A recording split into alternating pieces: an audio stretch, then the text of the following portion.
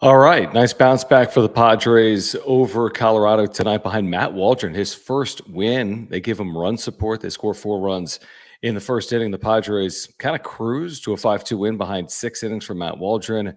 I'd say timely first inning hitting. Hassan Kim, I think it was 0-2. It was absolutely with 2 strikes, a little flare over first. Jackson Merrill had a sac fly in the inning. They scored 4 of their 5 runs in the first. And the Padres now win away from winning the series. They've taken 2 of the first 3. They'll have Randy Vasquez on the mound on Thursday at noon. John and Jim with you. Make your way in, settle in, grab a drink. I'm having water. I have water as Jim, well. what are you having? I have a Look at nice you. glass of water. Look at you with your Make sure those 394. kidney I like stones it. are nowhere to be found. Nothing, no better way to start a show than talking a little kidney stones. Yeah, baby. All right. So here's the deal. If you are new here or if you've been here for forever, if you haven't subscribed, please subscribe. We have year-round Padres content for you. You can smash the like button for us. We're trying to get to how many likes tonight, Jim? Oh, at least 200 likes. 200 plus likes on tonight's episode, guys. Okay. 200 plus likes. Yeah, it's a win. I mean, win's a win. And That's it exactly might right. be against one of the worst teams in baseball, but as we have discussed over the last 2 days, wins over bad teams in the past with this Padres team have been kind of hard to do. So nice win tonight. And it sets up for tomorrow morning where, you have an opportunity to have a really nice series. And tomorrow afternoon, we'll be talking on John and Jim about they did exactly what they needed to do. And the feeling of this team is going in the right direction. All right. So again, subscribe, smash the like button. We appreciate the super chats. Great way to support the channel. Click the $ below the chat box. And thank you for those that have become members as well by clicking the join button down below. So there is a lot to get into. I mean, yesterday we discussed the fact that they couldn't hold a lead. They haven't homered in this series, which is still true. But at the end of the day, they're a game over 500. I spent the better part of 3 hours today on John and Jim ripping Xander Bogaerts and the better part of an hour last night ripping Xander Bogaerts, and he showed me 3 hits tonight, which is encouraging, obviously. And sometimes Coors Field is exactly what you need. So that part of it is encouraging. Listen, if they win tomorrow, Jim, all is good. I could care less about yesterday. I could care less about how many runs they've scored in this series. I could care less about how many home runs they've hit in this series. If they win tomorrow and take 3 of 4 in Colorado and go 2 games over 500, coming home for a 6-game homestand, all is good. No matter what happens tomorrow, if they win it, all is good if that's the result. Yeah. Tonight's game, it's nice that they jumped out to that 4-0 lead. They didn't really get much after that. They didn't need much after that. Actually, that was it. That was the game. They won the game in the first inning. Season saved. Bogey with the 3 hits. Kimmy, he's heating up for sure. A couple RBIs there.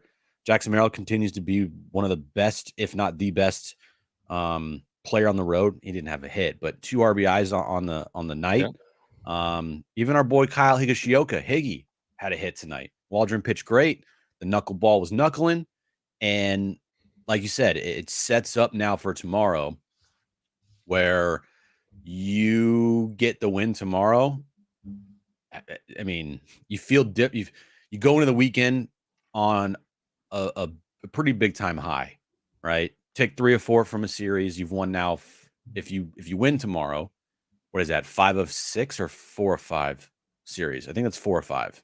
It would be 4 or 5. 4 or 5. You've won 4 of your last 5 series. And you feel good, a couple games over 500. Boom. How you doing? Flip side is if you lose tomorrow, you just have that really horrible taste in your mouth. A split now feels like, okay, that sucked. It doesn't feel good at all. It doesn't feel good. Even though being 500 still isn't the worst thing in the world. It's fine. I mean, you take it, but I mean, 2-2 when you have I wouldn't say. I mean, I would agree that it would be non-ideal. I wouldn't call it horrific taste. I mean, we would only go so far. Yeah, bad day. I mean, we'd only go so far. If they lose tomorrow, are we going to spend all 3 hours of John and Jim? Maybe. Going crazy off 2-2 on this series? Maybe. I mean, we said 3 out of 4. This is exactly like earlier in the year, a couple weeks ago, maybe 3 weeks ago or so. when they had a chance to take 3 or 4 from the Giants, and then the Kim ball flying out of his glove situation happened. They lose that game. You split with the Giants, but you're sitting there like, that sucked. That was not fun.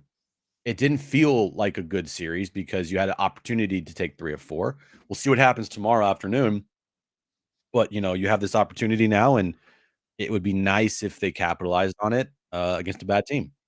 Yeah, there's no doubt. I mean, Colorado is 6-19. They've trailed in 25 consecutive games to start the year. If it's not a major league record, it's got to be approaching a major league record. Their starter tomorrow has been terrible. Dakota Hudson's 0-4 with like a 7 or a 6, not 5.06, but he's 0-4 with a 5.06. You have Randy Vasquez tomorrow. It's like, just get out of Denver with a win. And you're coming home, and then you look at those series coming up, and yeah, they're not the easiest, but like you said, you got momentum. You're coming home. You're playing in front of sellout crowds. It's a weekend series against the Phillies. Then it's the Reds. We actually ran through it today on the radio. What's to come here? Not just Phillies Reds, but what's to come in general from now through Jim's wedding, which is 1 month from either today or tomorrow. Tomorrow. When is it? Tomorrow? Why are you getting married on a Friday? That's weird. You're not. I'm kidding. It's Thursday. But between now, whatever, why are you getting married on a Thursday? Between now and a month from now, the schedule is challenging, and that puts it lightly. I think the only, should win series is Colorado at home. That's a should win series. The other are very debatable. Again, Phillies, Reds. Give me the rest of the next month for the Padres after tomorrow. Phillies, Reds, Arizona, Chicago, Dodgers, Atlanta, the Yankees, Kansas City. That's what the next month is. So,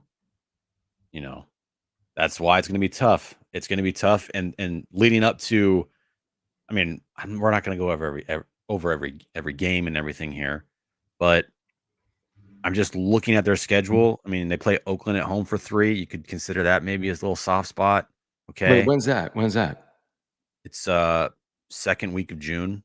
Oh no, now we're getting it lightens up after you get married. Well, because there's that Miami, Oakland, Kansas City. Yeah, there's 9 games in there that it absolutely lightens up. Kansas City's kind of good, right? I know, but I'm just saying in general, it's not like Oakland, Miami. It's much easier than the upcoming month here. It's much. You're right. Well, you can never say it's easier because it's baseball, as Manny Machado would say all the time. So you never can consider anything easy in baseball, but you can consider things, opportunities to take advantage of by playing bad teams. I said today on John and Jim, I'll say it again tonight on the wrap-up show. There is a point in this season which will define the 2024 Padres. It is from August 2nd to August 18th. Those games, it's a 15-game stretch. First the Rockies, then the Pirates, then Miami, then the Pirates again, and then the Rockies again. It's a 15-game stretch. You can get to that point of the season, still in contention, and then take advantage of those 15 games and go, 10-5, right? Yeah. Now we're talking. But you got to get to that point in contention, and you have to be in the mix. And that is where you could take advantage of the schedule. Oh, Lord. Why are you dying? Because I'm choking up. Okay, a couple of things here. Some housekeeping. Again, subscribe if you're new. Smash the like button for us. Thank you, Will, for becoming a member. Now, here's the deal. If you are a new member, or if you're a member, you've got custom emojis and badges, which includes the all-new 2024 Shilty Bogey. How about some bogey emojis? Bogey emojis in the chat, guys. Let's see some bogeys emojis. Let's see some Shilty emojis, just because. But Will, thank you, man, for becoming a member. You can click the join button down below if you want to become a member of the wrap-up show. Thank you for the super chats. Just click the $ below the chat box. We'll get to all of them. No, your point on the schedule is valid. I think it's unforgiving over the next month, and there will be a period of time, assuming that they hang around, that they're going to need to make their run. Like if it's a horse race, you make your run at some point, right? You don't just, stay in fourth. At some point, you got to go. And that beginning of August stretch will be interesting because if they do hang around, think about last year. Last year, they were like quasi-fakely within arm's reach. We argued to sell. They were under 500. They were, I don't know the exact number, a handful of games out of a playoff spot. It didn't scream likely, but they swept the Texas Rangers. And then they bought on that false hope narrative, and it didn't work out. This year, I think you could actually make an argument that you could buy from a position where, hey, we're a game or 2 or 3 from where we want to be, but look at what's to come over these 15 games in August. Yeah. And if we acquire a piece or two and we play the way we're capable of for 15 games and go 10-5, and then all of a sudden we go from 1 or 2 over 500 to 6, 7, 8 over 500 come mid to late August, you've put yourself in position to make the postseason. So, again, a year ago, I kind of felt like I knew who they were. I said 4 months is 4 months, 100 games is 100 games. They didn't show me anything for the better part of 4 months. This year, if they were in a similar spot with that schedule that starts August, again, they're not punting on anything. AJ Preller's job will be on the line. So assuming they're within arm's reach of a playoff spot come August 1st, they're obviously acquiring and buying. They've shown me more in the first, month here of the season than I saw at any time, at any point last year when it mattered. Just because of their comeback victories, their offense, doing the little things right. It's not perfect by any stretch. There's a lot of times in this game tonight where you're like, really? I mean, besides the 4 runs in the first inning, it was nothing after that. Nothing. Thank goodness they had a good pitching performance tonight from Matt Waldron, and the bullpen pitched good again. The home run that happened there, I think that was in the 7th or 8th inning, going off of Jackson Merrill's glove and getting out, like, okay, it's fine. It's going to happen. He probably is thinking that he could have made that catch and he should have made that catch, but it is what it is. But like, there are definite signs with this team this year so far that are on the positive end, and they show me way more this year than I saw last year for the first 4 months of the season. First 4 months 100%. Of the season, how many times we sit here and be like, dude, you especially, you're like, at this point last year, this team was, as far as runners in scoring position, it was becoming like, I'm going to pull my hair out and bash my head against the wall because it's so frustrating to watch. That's not this team. It's the opposite of this team. Yeah, no, I'm 100% with you. You could feel it last year. Something was off. You could hear it in post-game commentary from players, even the manager last year, Bob Melvin, about not being able to get his team to turn over, so to speak. There were just some indicators in there that led you to believe it might not turn out the way Padres fans were hoping that it was going to turn out, and that proved to be the case. Now, I want to address one comment here in the chat, which we've done periodically over the last 6 months related to Trevor Bauer. Joe, and listen, I respect everyone's opinion on it. I really do. Honestly, if you think they should have Trevor Bauer, you think he should be in Major League Baseball, you think he could help from an on-field perspective, you know what? Maybe you're right, maybe you're wrong. I mean, we could argue the merits of it. Guys, they had Matt Waldron today, and people would have said the same thing coming into today. What if they had Trevor Bauer? And Waldron goes 6 innings, the last 1 run. And now tomorrow you're pitching Randy Vasquez. Well, guess what? I mean, they have high hopes for a Vasquez and a Burrito and a King when you make a trade like they made for Juan Soto. You're not going to have 1 through 5 proven frontline starters in your rotation. Forget about Bauer for a moment. I don't care who it is. You're not going to have 5 quasi frontline starters in a rotation unless you have a $300 million payroll. And that's not who the Padres are. The Bauer ship has sailed. And not just the Bauer ship. The idea that you're going to go add a pitcher that makes, again, I know he doesn't make anything, but if you want a frontline starter, they got him. It's Dylan Cease. They just acquired a frontline starter. They're not acquiring another frontline starter again unless the situation presents itself at the trade deadline. Maybe there are injuries or circumstances. The Bauer ship sailed everywhere across Major League Baseball. Right. Yeah, that's exactly what I was going to say. It's not just the Padres saying no to Trevor Bauer. It's Major League Baseball saying no to Trevor Bauer.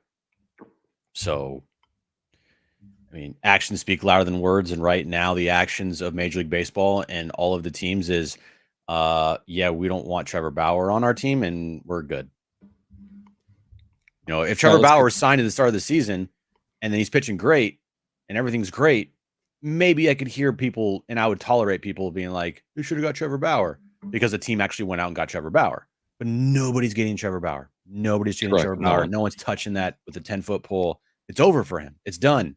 Whether it be unfortunate or not, after what happened with his case and everything, say what you want, but however you feel, that's fine. I'm just telling you, no team's touching Trevor Bauer. It might happen in the future. It could.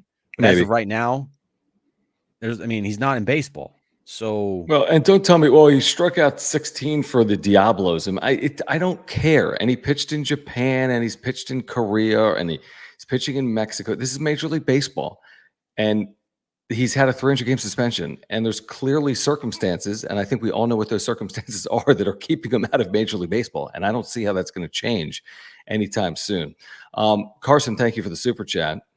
Just click the $ below the chat box. We appreciate it. He says, what would be your free agent needs right now? Well, I think we talked about one very realistic one last night right here on the wrap-up show. Garrett Cooper, who's been DFA'd and is a realistic tomorrow help.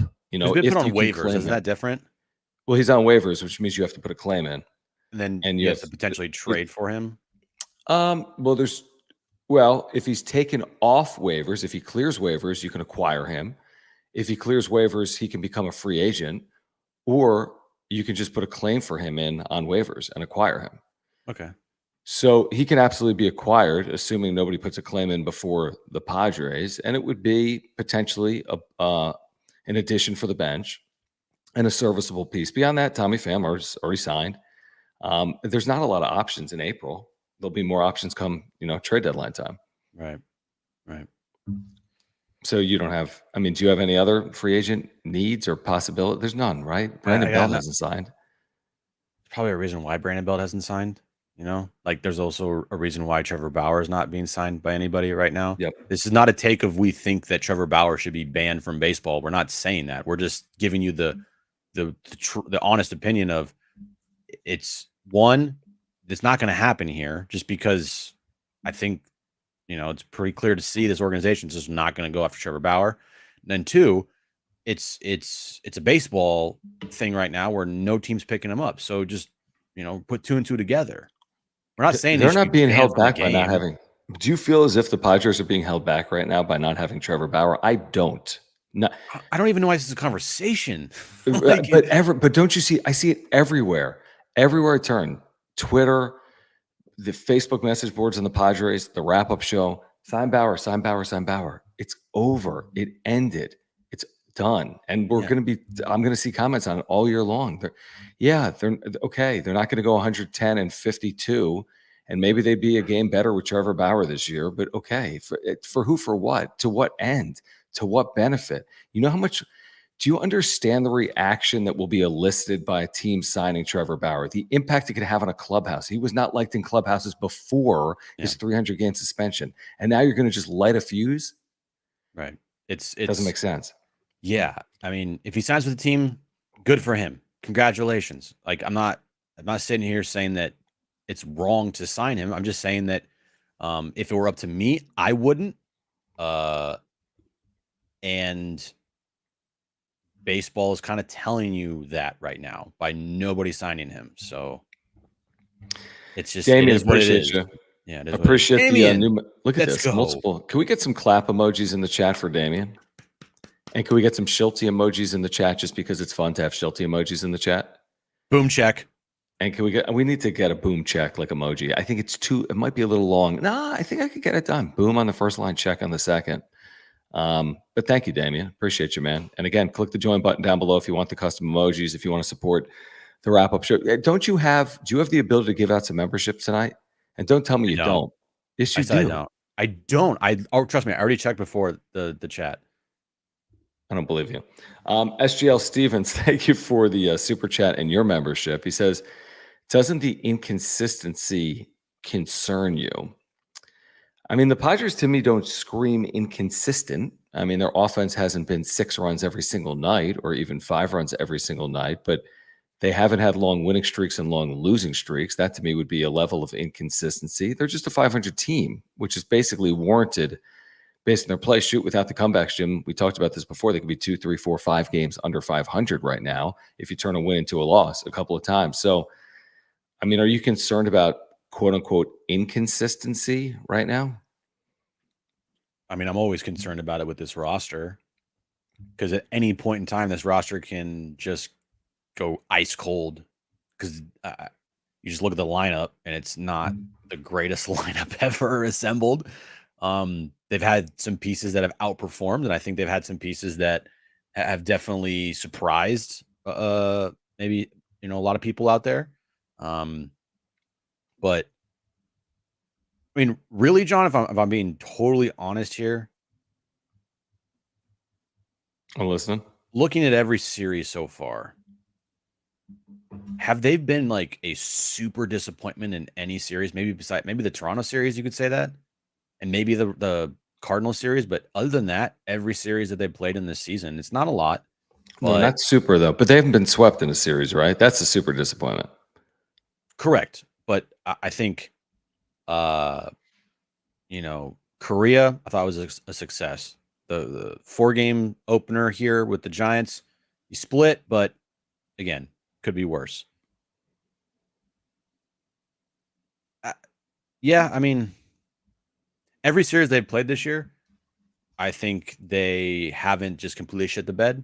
They've had moments, and the inconsistency goes with the offense at times. They had a stretch there for a couple of weeks where they looked really good on offense, and then you saw the deficiencies when they go ice cold and their stars don't perform. But overall, John, I mean, look, besides Xander Bogaerts, there's really nobody else in this lineup that is a key contributor that is just like ice cold or having a horrible start to the season. Correct. I mean, Kim had a nice night tonight. He hasn't had a fast start, but it hasn't been some egregious, absurdly slow start. And you're right. I mean, the other contributors that you need to count on, Fernando Tatis Jr., has been solid. I wouldn't say spectacular. I think Manny Machado has been good enough. Again, he's out on paternity list. He hasn't been spectacular. But no, you're in terms of someone that has really failed to meet expectations to this point. It's clearly Xander Bogaerts. You like to see his 3-hit night tonight, but no, I think that's accurate. I do. Toddy, Crone Zone, Manny, Proe, Jackson, all those guys have been fairly solid, and they haven't been a complete train wreck. And even I think Eggy, you can put Campy in that list too. The only people that have been like, like an automatic out, the AOs, the Tyler Wades of the world, the Grant Pauly, Higashioka, kinda, but he's had a couple moments, right? Tyler Wade's had a couple moments, So Zokar's been fine as well too. He hasn't been a complete disaster at the plate. He's not an automatic out. It's just how long can you continue to have these guys either outperform or maintain what they're doing when a lot of them have never played a full season? Right. That's a fair point, which actually goes to Will Adams with the super chat. Thank you, Will. Guys, if you're here, please subscribe. You're on content for Padres fans. Smash the like button for us. Trying to get to 200 likes. Thank you for the supers. Click the $ below the chat box, like Will, who is a member as well. Thank you, Will. He says, when will Donovan Solano be brought up from El Paso? I was just looking at his numbers, and, it's obviously just been a couple of games. So he is in 3 games, I think 3 for 9 with El Paso. Now, a year ago with the Twins in how many games is this? 134 games. He's great. And he was solid. I mean, solid. And solid, not great. 760 OPS a year ago with the Twins, which is better than what he did a year ago with Cincinnati. He had a 724 OPS. I mean, what do you think the prospects are for Donovan Solano? I think we will see him. I just don't know to what extent and what role he will fill. He's 36 years of age. To me, he's whatever Graham Pauly's role on this team right now, he fills that, and then you give him a chance and see if it clicks or not. Just more of a professional veteran hitter. How would you feel about this roster and team if you replace Tyler Wade and Graham Pauly and you with Garrett Cooper and Donovan Solano?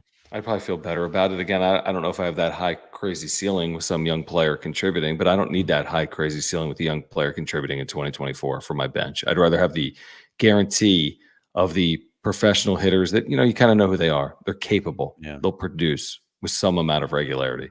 Now, the thing with Tyler Wade, while Tyler Wade's, not lighting the world on fire, he's a lefty bat. He can give you a professional at bat. We've seen him come through, and he plays third base while Manny's out. Once Manny gets back in the field, I think Tyler Wade's days might be numbered. I don't know, because if you're choosing between Eggy or Tyler Wade, I think Eggy's the better bat. Yep. Agreed. Defense is kind of a wash there. And then if they did bring in like a Garrett Cooper or they have the Donovan Solano, then you don't have to worry about those guys in the field. because they're not like great defenders. And Tyler Wade and Garrett Cooper's, predominantly a first baseman, and you have that covered right now with Jake Cronenworth. Mm-hmm. And you need a DH. You're not going to have Tyler Wade be your DH or Graham Pauley be your DH. So not with consistency, maybe one time, but not a lot. So like, this is kind of, and we obviously don't know the timetable on Manny returning to the field, but once Manny returns to the field, I think a lot of people would feel good about, Garrett Cooper, Donovan Solano, bench role / DH, right? Because that's what they need. Yeah, I agree. What we're kind of like talking through with the chat and with ourselves is the way I'm upgrading this team marginally is getting some more guarantee productivity from my bench with veteran players. We're trying to get that. And I think that's what these signings actually are addressing. A Solano, potentially a Cooper, if they somehow were to pick him up. I think it's addressing, listen, we're not trying to find a guy that's going to have a 1,000 OPS, but we're trying to, we're trying to limit the floor. We're not really concerned about the ceiling. We're just trying to limit the floor. Can someone have a 750 OPS off the bench for this team and slug with a little bit of regularity and consistency? I think that would be of value to the Padres. Taco Bell called 911. Thank you for the membership. Thank you for the super. Thanks, buddy. He says, we all know we need another bat. When does Preller pull the trigger on something? Does he only get it if the offense goes really cold? I don't think you do it. The issue is it's the now issue. Again, are we gonna call Garrett Cooper getting another bat? I don't. Yes. Kind of. Yeah, kind of. Are you going to call Donovan Solano getting another bat? Not really. And they're similar hitters at this stage in their careers, probably. And what does Donovan Solano do for you? What does he bring to the table? Like, I know he's a career, as Calvin says in the chat, career around 280 hitter. But as I was going to say, I mean, when he was younger, he's a solid. His career, he's an average hitter. That's what he is. His career OPS plus he's an average. No offense to Graham Pauley or Tyler Wade, you can do better, and there's options out there to improve those positions. And it just kind of feels like the Donovan Solano, Garrett Cooper replacements are they're there. Because that is by far their weakest part of their team is their bench. No question about it. Yeah, and again, can that be overcome in a non-double switch National League with a universal DH? Yeah, it can, in my opinion. Better hope there's no injuries. But you'd also want a really, really good DH in that hypothetical. You'd want Machado in the field every day. You'd want a veteran, productive, designated hitter. Is that Donovan Solano? Is that Garrett Cooper? It's possible one of those two, if not both of them, could carry you to a level of success at a DH over the course of 100 games or 75 games. I think that's possible. I wouldn't call it likely. I think it is possible. The bench matters. Make no mistake. I don't think it matters as much today as it mattered 3 years ago today, before the universal DH. Right. You just don't need it the same way. I mean, you use it over 162, of course. Nobody plays all these games anymore, but just changed a little bit. And I agree with you. I think the bench is a weakness of the Padres, and I think they've actually overcome it. I think their bench has kind of been fine or over exceeded expectations. Weighty, sugary. Sugar. I mean, I think these guys have been fine, but none of them are going to wow you over the course of 162. Right. Jeffrey, thanks for the Superman. Appreciate you. Click the $sign below the chat box, guys. We'll get to all of them. He says, do you guys think Burrito should be sent down to get stretched out? Would rather see him work at being a major league starter instead of a long reliever. When's the last time we saw Burrito, honestly? I was going to say the same thing. It's been a while, I feel like. I was thinking the exact same thing. Is he still on this team?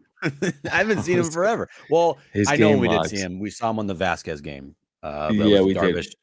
Yeah, he was used as. But we saw him April 20th against Toronto, and so was that the piggyback game for Vasquez? Yeah, he went 3 scoreless innings. I mean, that's a very interesting point that Jeffrey's making. Like, do you want to stretch him out? Do you want to have him build up his confidence? Do you want to send him back with more length? Are you going to need him as a starter later in the year? You could, Jim, because of inning issues, like a King, is Waldron going to make a 30 starts? We don't even know about Darvish right now, who's on the IL. You're starting Randy Vasquez. I mean, you could make a case you'll need to stretch him out. He'll need to give you 4 or 5 innings somewhere down the road. What do you think? I mean, do you hide him as a long guy and hope he figures it out, or do you stretch him out and give him a chance to have success in AAA? Well, you're going to need him right now on this roster with Vasquez, and with 3 scoreless innings versus the Blue Jays last time out. That's a positive step. Maybe they're looking at converting him to more of a starter role, because when he's come in late in the games, it's not really worked out that great for the team and for him. I like his stuff. I mean, anytime you throw 100, you got a place in baseball. So, you traded for him, so they're going to have to use him. You're going to figure it out. And I don't know what the upside is putting him down in the minors. If you want to bring up Jeremiah Estrada and put him in that Burrito role, and because he's doing really good in the minors right now, and have Burrito work things out and be stretched out to be a starter in the minors, then okay, go for it. But if you're going to send down Burrito and then bring up no offense, kind of a no-name guy, like, then what's the point? Right. I mean, I'll give you the point is the one you just made. That's a very legitimate point. Do you think Estrada could fill a more valuable role on your major league team in the bullpen than Burrito? Can he give you more effective usages? Can he be pitched in leverage spots? Because Burrito was used in leverage spots, and then they put him to the back of the bullpen. And I said, be the long guy. And then eventually work your way back to leverage. Is Estrada going to be a guy you can call up and put in high leverage situations as opposed to be a long reliever? I would be more inclined to use him in leverage positions than bring him up and have him be the long man. And my argument for Burrito is actually the one that Jeffrey makes, which is, should he be stretched out? Because is he capable of being an effective starter in the second half of the year that the Padres may need? And I don't know the answer to that. May they need him as a starter in the second half of the year? Well, he's a definite contingency plan depending on the health of the rotation for sure. Mm-hmm. Like break glass in case of emergency type of guy. Right. So yeah, it's not my biggest concern right now, to be honest with you. Right. Their bullpen's been really good. And so we'll move on. I'm with you. It's not my biggest concern right now. We're getting a little bit in the weeds, which is fine. That's kind of the point of the wrap-up show. Carson, thank you, man, for the super chat. He says, Woo suck go. Where's he at? What's MIA on Woo suck go? I know. Yeah, what has he been doing, man? That is such a good question. Yeah. Let's take a look at those missions stats. Right. Give me some in 2024. Stats. Oh man, why does it look like this on Baseball Reference? 0-2 with a 6 in 7 games, 9 innings, 12 hits, 7 runs, 6 earned, 11 strikeouts, 1 walk. That might be a signing that. I mean, who cares? It was a flyer, right? Would they pay him $1 million? I think more than that. It was barely more than that. I don't think it's $2 million. Wasn't it like a weird deal of like you have an opt out every single year or something like that? Or was that the Matsui deal?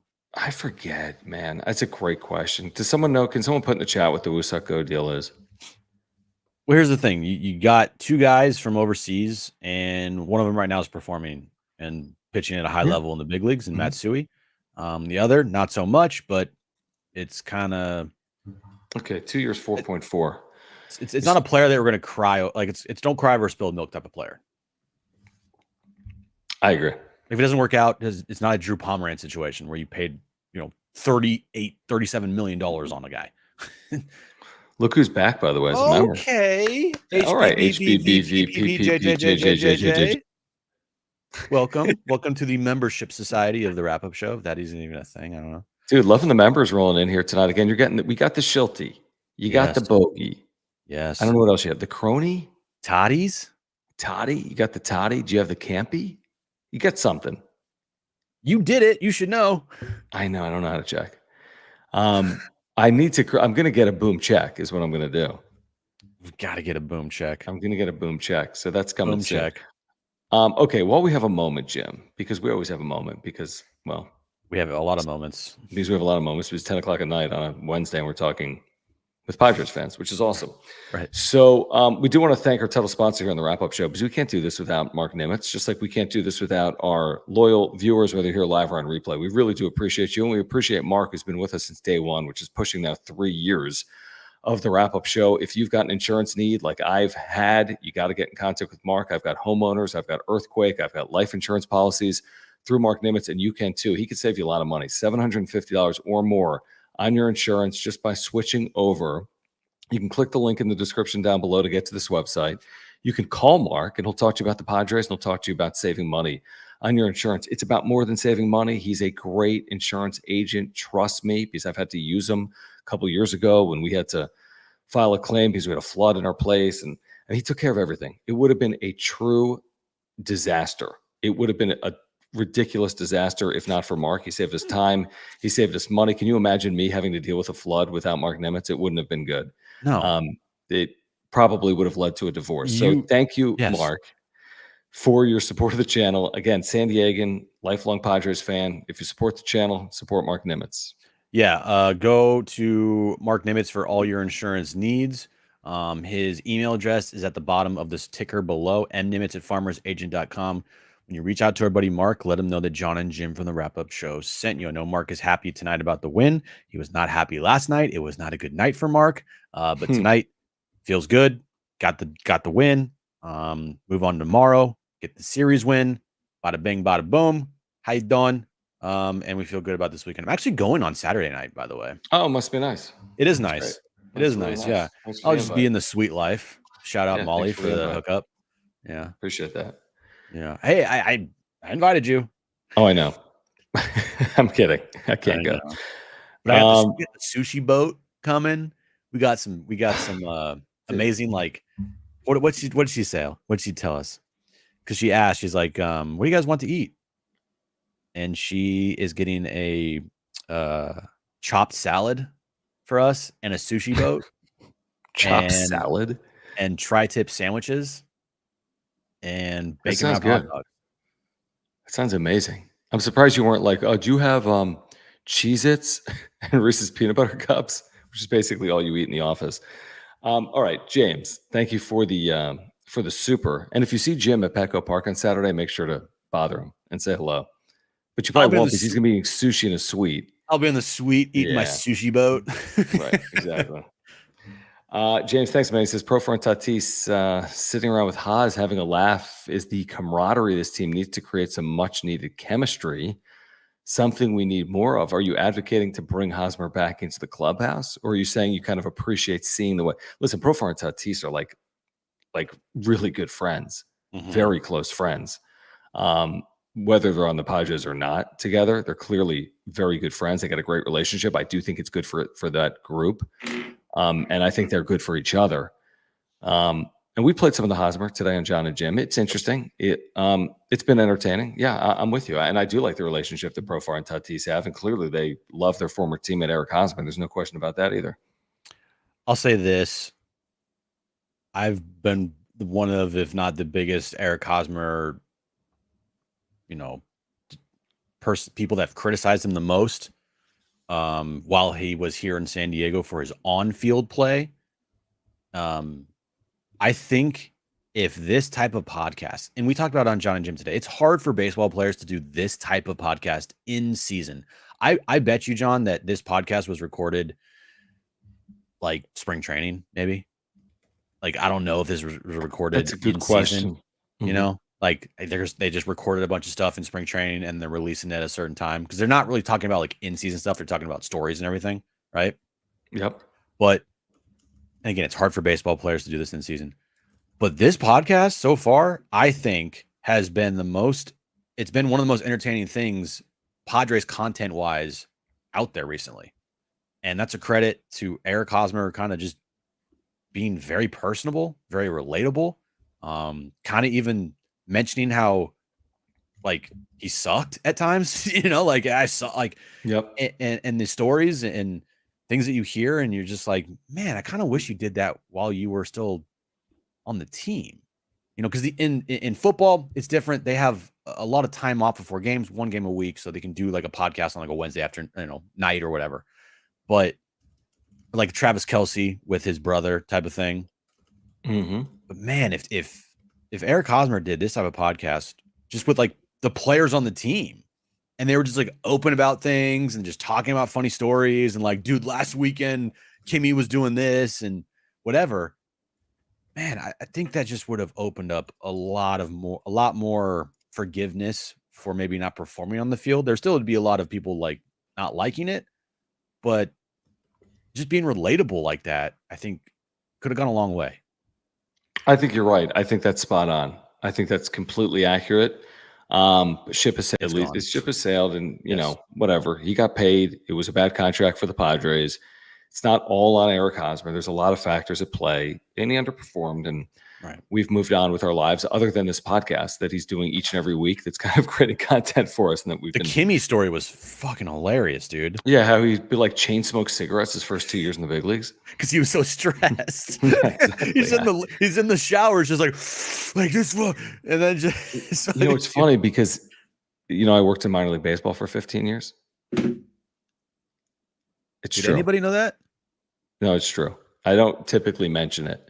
Wow. But the one thing I would say about professional baseball players is they don't smoke. No. It's not really in line with the culture. Now, again, back in the day, and when I was working in the minor leagues, there was a lot of dipping going on. That's changed, thankfully. Thank the Lord.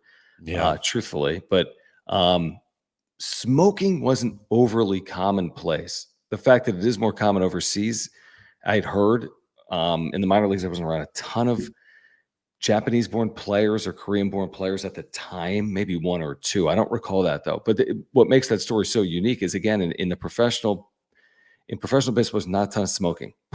From the 15 years I was around it, you don't see a lot of guys outside the bus just smoking. I mean, that was more of a.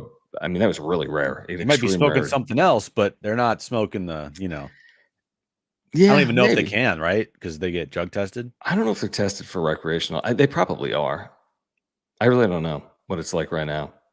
I think they should just make. I mean, everything should be. They should make smoking marijuana or doing edibles or whatever completely legal, but for all players. I mean, it's legal to do it in California and Colorado. Like, what are we doing here? But then you get the situation where it's like, oh, the guy was high during the game. That's a problem. Yeah, that's probably not a good thing. That's probably not a good thing. It's like the story of the 1986 Mets or whatever. Right. It's the stale strawberry all over again. Yeah, exactly. I'm trying to think what else specific to tonight at Coors Field. I was impressed with their ability to score in the first inning the way they did. If you watched it play out, and we did because we were in studio, it was a good, clean offensive inning from Bogarts to then Tatis throws a walk to, it was just kind of station to station carousel baseball. Kim coming through, Merrill coming through. How many, again, we didn't even mention this, another 4-run inning. They're up to like a dozen 4-run plus innings this year in 26 games. That's every other game. They're averaging a 4-run inning. That's absurd. They didn't have, I forget the AC stat now. It was something like the 28th game a year ago for their first 4-run inning. They've had 12 at least. Wild. They've had 12 4-run innings. They didn't even have a 4-run inning, one, a year ago at this point. That alone tells you that this team is hopefully better equipped to deal with the season than they were a year ago. Another stat from tonight that kind of stands out. I don't know if you've looked and seen it already. How many strikeouts did they have tonight, John, as a team? Like, how many times did they struck out? I have no idea. 2. 1. Yeah, I remember it wasn't a lot, but no, it was one strikeout. One's not a lot. It was Eggy Rosario in a moment where there was a runner in scoring position with less than 2 outs. Didn't really like it. Schulte's got to talk to him. It happened. Hey, Eggy Rosario has played pretty good. 37 at bats, 876 OPS. Now, a lot of that damage is, from lefties and everything, but at the same time, We saw it in LA where they had that 14-walk game. Like they're capable of a lot of contact, seeing a lot of pitches, having really good at bats, grinding out at bats. And that's what this team needs to do consistently, because they don't have the star power. They don't have the big time boppers. They don't have the Dodgers type of lineup. They're going to have to grind out at bats and make the pitcher throw a lot of pitches, and jumping on them with 4 runs in the first inning. It was good. It moved the line. Still don't have a dinger in this series, which is crazy because it's Coors Field. They don't have a single home run as a team. The Rockies have more home runs than the Padres, and they haven't hit any home runs this year, basically. I know. Well, let me ask you, remember we had the conversation, I thought it was a decent call we took, I think today, or maybe a text on John and Jim, this idea that there is no real slug on the Padres. They're more station to station. They have some speed, and they have Tatis and Machado. I mean, when you think slug, it's Tatis Machado. You'd like to see some from Bogaerts. At times in his career, he's absolutely provided that. He's never been a 35 home run guy, but he's provided slug at times. He's been a very good position player, obviously, in his career. So I look up, and again, you're a month into the season, their slugging percentage is 400. It's 10th in baseball, which is good. You could argue very good, truthfully, considering the circumstances of the NL West, Petco Park, yada, yada, yada. So, yeah, I mean, the two sides of the coin are like, yeah, it's kind of true. I mean, their slug comes from 2 players that you consistently count on, Machado and Tatis. But the other part of that is other guys have slugged, Jerkson Profar, Jake Cronenworth, Eggy Rosario off your bench. Mm-hmm. I'm just providing some examples. And their slugging percentage, again, isn't the best in baseball, but it's far from the worst. And it's 10th, which I think is pretty solid. Yeah. I mean, how many teams, though, besides like a very few handful, have more than 3 guys in their lineup that are like big time boppers? Right. Atlanta, LA, New York, right? Come to mind. Philly. But you're right. Yeah, Philadelphia. Yep. And there's a handful. Yeah.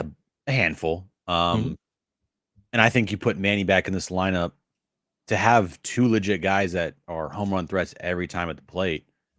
It's more than a lot of teams out there. And correct.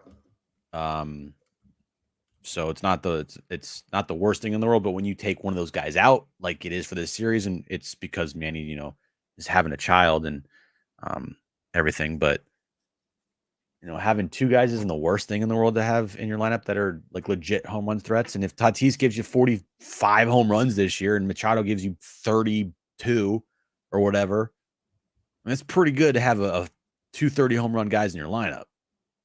A lot of teams won't have that. Yeah, no, I agree. And especially if one of them hits 40, to your point. Like if the Padres have a player hit 40 home runs in the season, that's not, I mean, how many times in the history of the Padres have they had a 40 home run hitter? Not a lot. Yeah. Well, Tatis, exactly. Right. There's other examples, but there's not a million. What, Greg Vaughn, Caminiti? That's the 20 plus years ago. That's what I'm saying. There's not 10 examples of 40 plus home runs. I don't think Adrian ever hit 40 home runs. Manny's never hit 40 home runs. Adrian Gonzalez, I don't think he ever hit 40 home runs here for the team. Hosmer, I think Hosmer had 41 his first year, right? 41 career total, like with the Padres? I don't think so. ORA.organic, guys. If you're looking to get healthier and you're looking for plant-based nutritional products, we have them for you. A San Diego-based company, Aura. Check them out. Click the link in the description down below or go to ORA.organic. Great company. Everyone wants to get healthier. Yourself, your family, your friends. I've been taking their probiotic for over 2 years every single day. It's an amazing product for digestion, heart health, mental clarity. There's a million reasons truly to take a probiotic. You should be taking one. Auras are plant-based. They have pre-workout supplements and proteins for after workouts and omega-3 oils. If you're taking a fish oil, take the omega-3 oil. Get the same health benefits. They have sleep pills and immunity pills. I mean, truly something for everyone. And they have much more. If you check out ORA.organic, free shipping right now offer is going on as well. So if you've been considering it, if you've been thinking about it, check them out, ORA.organic. Will, thank you for your support of the channel. San Diego-based offices in Liberty Station. And guys, trust us. You want to check them out. Yeah, if you want to live that healthy lifestyle and you want to pick up some supplements and you don't know where to start, Aura is the best place to go. They got the probiotics, they got the protein powder, they got the pre-workouts, they got the fish oils, they got the sleep pills. Anything you need, they got it to live that healthy lifestyle. www.ora.organic. Pick up some supplements, and yeah, you'll thank us later. Oh, this is a little bit of breaking news. Oh, what? Oh no! Wow. I don't know. I'm kind of speechless. Wow. I thought it. So I was Schulte this whole called time it was Eggy. Wait, Eggy. but Eggy's name is Eggy, but he thought he needed a nickname, so he went with Rosario and shortened it to Rosie. Oh man, what? You can't. I feel like This is guys that names huge. end in Y, that should just be their name. Like Manny, he doesn't need to call Manny anything other than Manny. He calls him El Minister of Defense. And he doesn't, does he? No, I'm just saying that'd be funny if he did. He's like, yeah, the El Minister of Defense was great tonight. That's hilarious. Like Um, Paulie, you can just call Paulie because that's like his name. yeah, you can call him Graham That sounds Cracker. like a nickname. Or yeah, you could call him Graham Cracker. This is Graham Paulie. I like that. Yeah, Graham. Yeah, it's like a Graham I'll Cracker. do an emoji. Okay, cool. Graham crackers are really good, by the way. Oh my god, I love a graham cracker. I do too, but I feel like to some extent they're a little overrated. I said it. What's so great about it?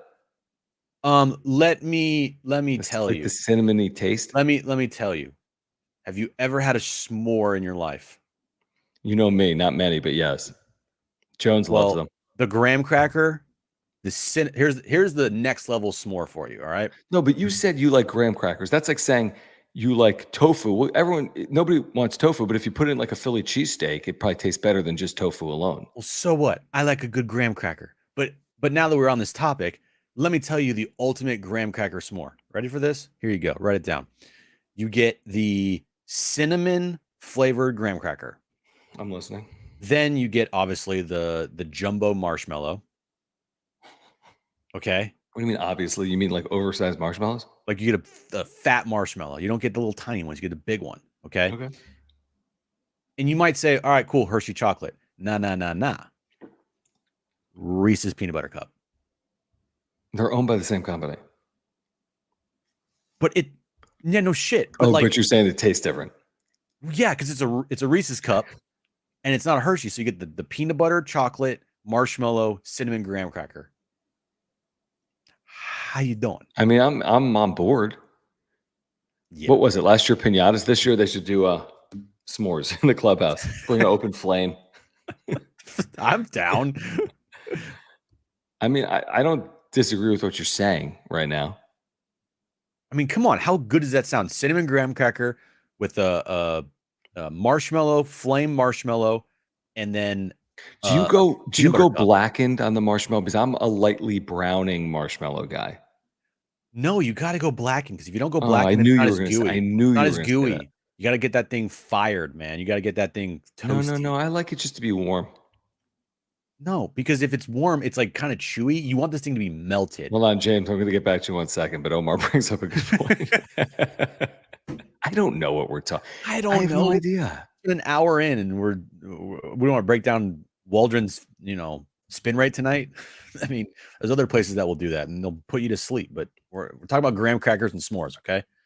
Right, because of Graham Paulie. Exactly. We need a graham cracker shirt, Jim. With a graham cracker, like, dude, they need a minor league baseball team with a mascot as a graham cracker, like the s'mores. That's probably been done, dude. I'm serious. Like, if you Google minor league baseball s'mores, I bet someone's done it, and I'm not kidding.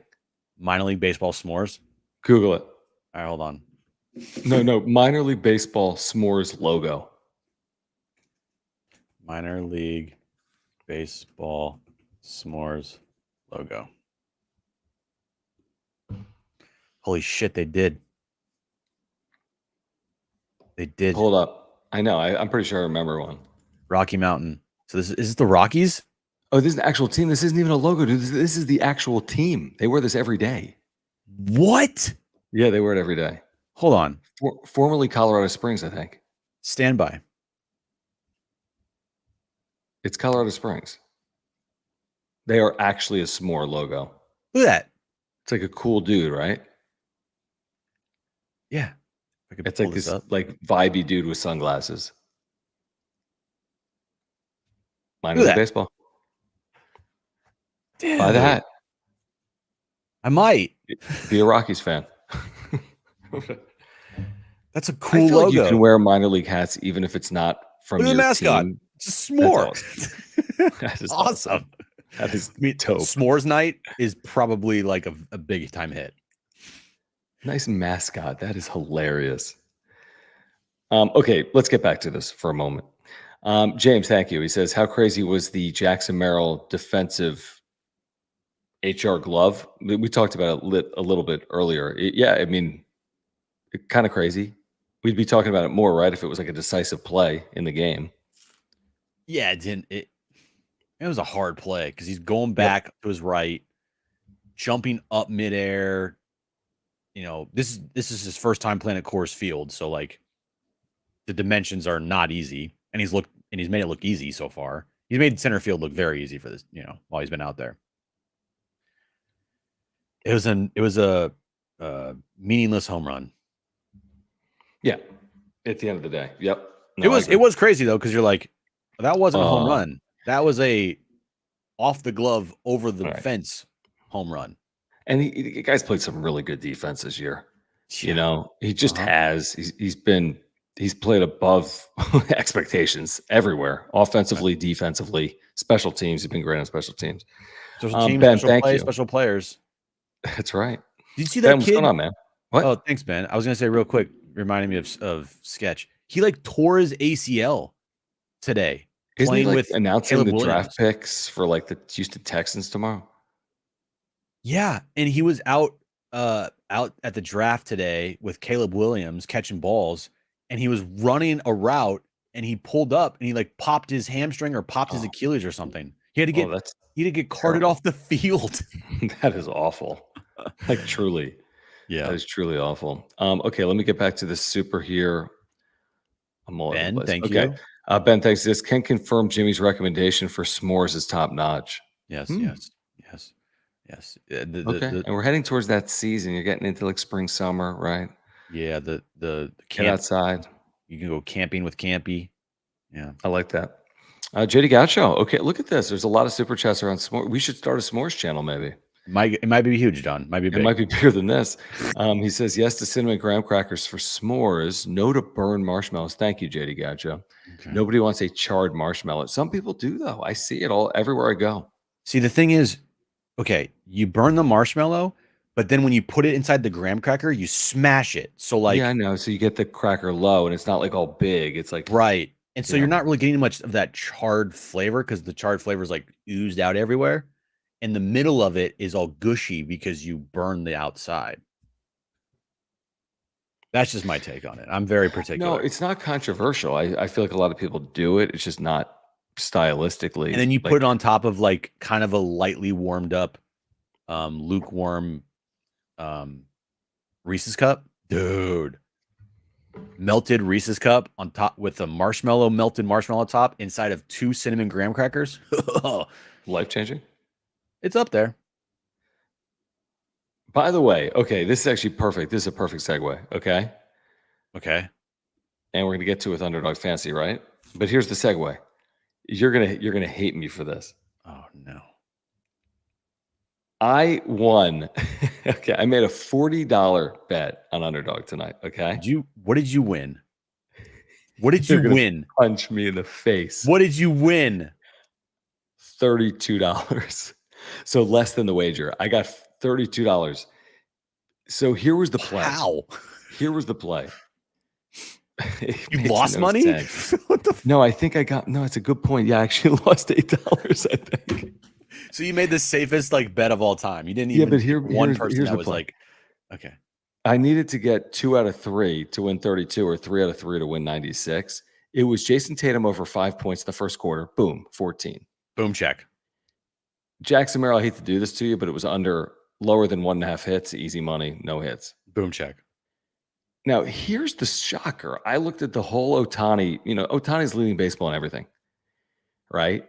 Yeah, he has. Dude, John, I could make a joke there, but I'm not going to. 14 doubles on the year. Well, I thought he was going to walk tonight because he leads baseball and everything, and I figured people would be scared to face this dude, and he would walk on average once again. He didn't walk. Anyway, so that's how my $40 bet turns into a $32 win, which I guess in theory is an $8 loss. That can be you as well at underdogfantasy.com. If you scan the QR code on the screen, use promo code PODSWRAP. That's PADSWRAP. Play pick'ems. We're doing it every single day. You can do it across sports, NBA playoffs, Major League Baseball. NHL is going on, soccer this summer, back to the NFL, obviously in the fall. Whatever you want to play, Underdog Fantasy is there for you. It's so simple. It's so easy. If you're a Padres fan, you can do Padres pick'ems all season long, and you can win serious money, 100 times your money in a single night. Turn $10 into $1,000. Scan that QR code, click the link in the description down below, or go to underdogfantasy.com and use promo code PODSWRAP. That's PADSWRAP. You'll get a 100% deposit match, Jim, up to $100. Do we have tomorrow's Padres game up yet, or is that? Whew, you're asking some good questions. I mean, maybe. Let me check. We do tomorrow.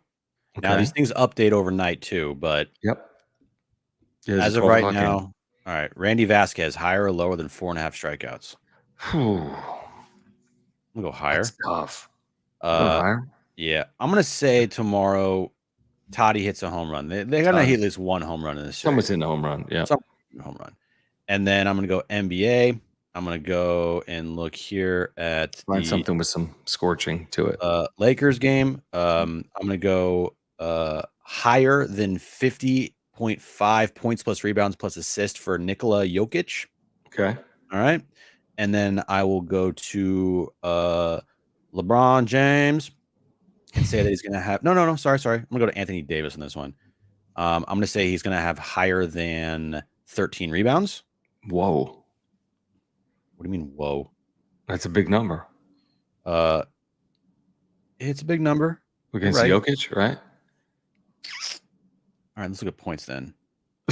They're not giving me points. They're giving you 25.5. Oh, no, it's grayed out. You're right. All right, I'll go higher than 41.5 points plus rebounds plus assists. Okay. All right. And that then pays 22.5. Oh, you want a fifth? Okay. Yeah, I want a fifth. Screw it. Give me a fifth here. Let's go Philly game. Let's go. I think Embiid's gonna have a big game. I'm gonna go. He has higher than 10.5 rebounds. Okay. So $10 right there pays $4.50 on standard. $10 pays $4.50. Now, if I bet 100, I can win $4,500.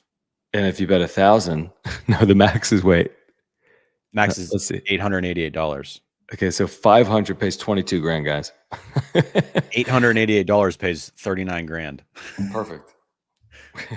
That would solve a lot of my wedding issues. It would solve a lot of people's Erin issues. would 40 grand. Cry. She would literally be like, you won what? She'd also cry if you bet $888 on that. And lost, yes. Because I would. Correct. That's a definite losing bet right there, probably. But hey, you could win big if you bet this right now. Promo code PODSWRAP, PADSWRAP. Scan that QR code. Click the link in the description down below. Or go to Underdog Fantasy. Promo code PODSWRAP, PADSWRAP. Get a 100% deposit match up to $100. All right, we're back tomorrow. John and Jim, 2-hour edition, but it's almost like a wrap-up show in the afternoon. So join us at 3 p.m. because the Padres play at noon. So we'll be reacting to, hopefully, a Padres series win. Tomorrow, 3, John and Jim. You can join us right here on YouTube. We are on YouTube. Search for John and Jim 760 or find us on the free iHeartRadio app or listen locally in Southern California or in Mexico in TJ on San Diego Sports 760. So you can find us tomorrow afternoon. We'll be on from 3 to 5 before the NFL draft kicks off.